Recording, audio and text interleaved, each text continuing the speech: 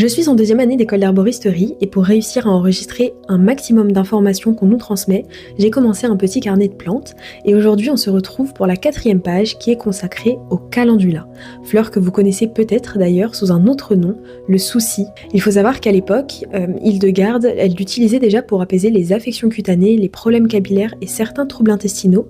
Et j'avais aussi envie de vous lire une petite phrase qui est tirée d'un livre que notre école nous a donné, qui dit que, dans les usages populaires, outre son emploi très ancien comme vulnéraire, le calendula occupe une place de choix dans la sphère amoureuse, avérée ou symbolique, comme en témoigne la pratique de le semer dans les pas de son prétendant afin qu'il reste fidèle à jamais. Voilà, je trouvais cette phrase très belle, peut-être un peu inquiétante aussi quand on y pense, mais elle raconte quelque chose de touchant sur la place du calendula dans les traditions populaires.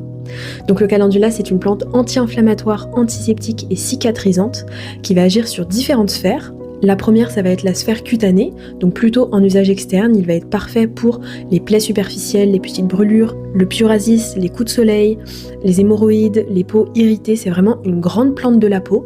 Et il agit aussi sur la sphère digestive, donc cette fois en usage interne, où il va être cicatrisant, anti-inflammatoire de la muqueuse digestive et très intéressant dans certaines irritations internes. On l'utilise également sur la sphère génitale, souvent en association avec d'autres plantes, et sur les organes des sens, notamment la bouche et les yeux.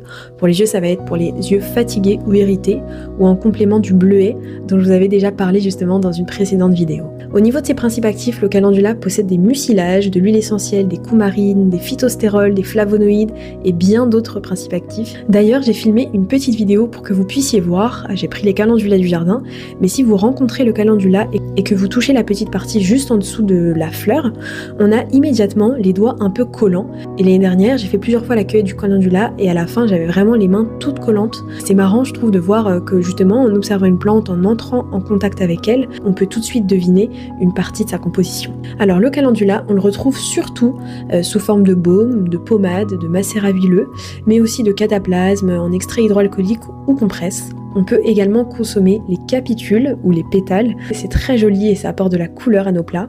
C'est une plante tintoriale aussi qui donne de magnifiques nuances couleur crème, jaune crème. Et enfin, on la retrouve sous forme d'élixir floral. Il est lié à la communication douce et respectueuse et il s'adresse aux personnes qui peuvent parfois être un peu blessantes sans le vouloir dans leurs propos ou qui n'écoutent que de manière superficielle. En médecine traditionnelle chinoise, le calendula a une saveur douce et tiède et il est particulièrement intéressant pour le froid de l'estomac. Pour les contre-indications, il peut provoquer des réactions cutanées chez les personnes sensibles et par voie interne, il est contre-indiqué chez la femme enceinte et allaitantes et chez l'enfant de moins de 12 ans. Comme toujours, je ne vous partage qu'une infime partie des propriétés, là du calendula mais de toutes les plantes de manière générale. Les plantes sont tellement riches que à chaque fois le format ne me permet pas d'être